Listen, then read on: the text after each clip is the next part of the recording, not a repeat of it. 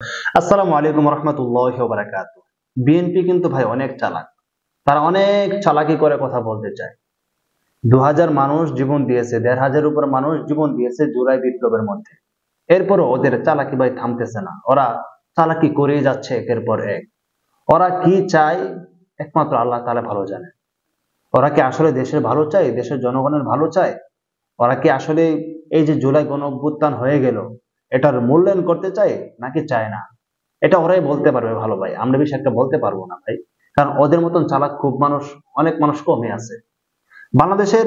বেশিরভাগ মানুষ যখন নাকি জুলাই অভ্যুত্থান হলো তখন সবার আওয়াজ উঠেছিল যে একজন ব্যক্তি দুইবারের বেশি প্রধানমন্ত্রী নয়, একজন ব্যক্তি দুইবারের বেশি প্রধানমন্ত্রী নয়। যখন এই সংস্কারের যে এই প্রস্তাবটি আনা হলো তখন বিএনপি দেখছি হ্যাঁ বলছে, হ্যাঁ ঠিক আছে, এটা আমরা মানি, একজন ব্যক্তি দুইবারের বেশি প্রধানমন্ত্রী নয়। কি হয়ে গেল হঠাৎ করে যখন ডক্টর ইউনূসের যে সংস্কার কমিশন আছে তারা যখন বিএনপির কাছে এই প্রস্তাবটা পেশ করলো যে একজন ব্যক্তি দুইবারের বেশি প্রধানমন্ত্রী নয়, এ বিষয়ে আপনাদের মতামত কি?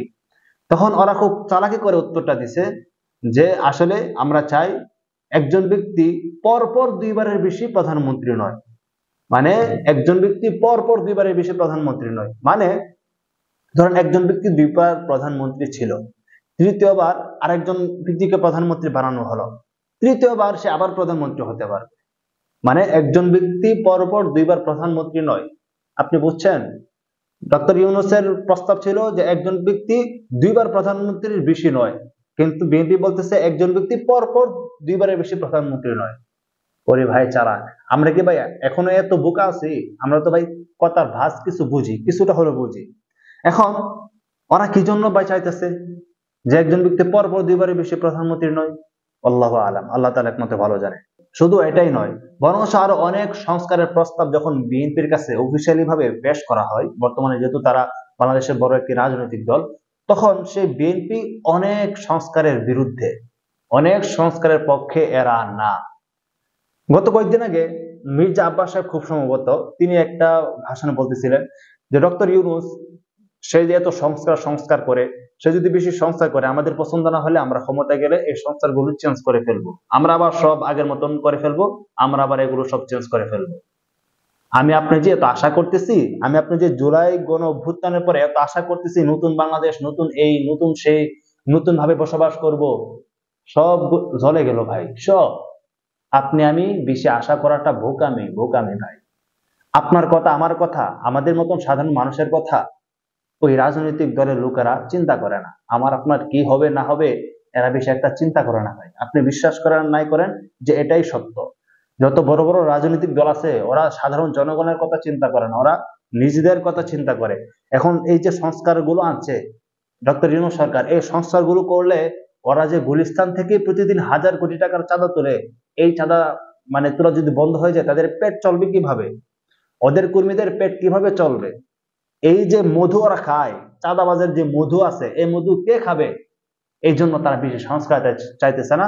তারা চাইতেছে দ্রুত নির্বাচন দাও, নির্বাচন দেওয়ার পরে আমরা ক্ষমতার মধ্যে গিয়ে আমরা মধু খাবো, শুধু মধু খাবো।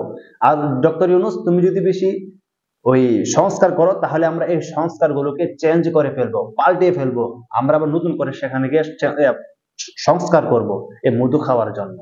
এই জন্য মূলত তারা এ নিয়ে বিনিয়ে অনেক সংস্কারের বিরোধিতা তারা করতেছে। ওই যে একটা চালাকি করলো, ডক্টর ইউনূস বলল একজন ব্যক্তি দুইবারের বেশি প্রধানমন্ত্রী নয়, তারা বললো একজন ব্যক্তি পরপর দুইবারের বেশি প্রধানমন্ত্রী নয়। বাহ বাহ বাহ, क्या सीन है ভাই, क्या सीन है। আমরা বাংলাদেশের মানুষ ভাই একটু আবেগী বেশি, বাংলাদেশের মানুষ একটু বেশি স্বপ্ন দেখতে চায়, কিন্তু ওরা বাংলাদেশের মানুষকে স্বপ্ন দেখতে দিবে না, ওরা বাংলাদেশের মানুষকে ভালো থাকতে দিবে না ভাই।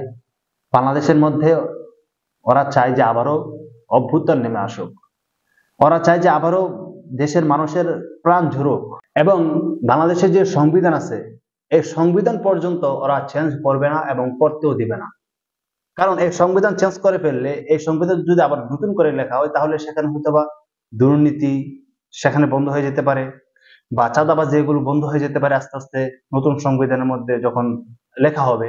এই জন্য তারা সংবিধানের মূলনীতি পর্যন্ত চেঞ্জ করতে চাইতেছে না, সংবিধান পর্যন্ত ওরা চেঞ্জ করতে চাইতেছে না। ওরা চাইতেছে যে আগেরটাই থাকুক, আগেরটাই ভালো, আগের সংবিধানই থাকুক।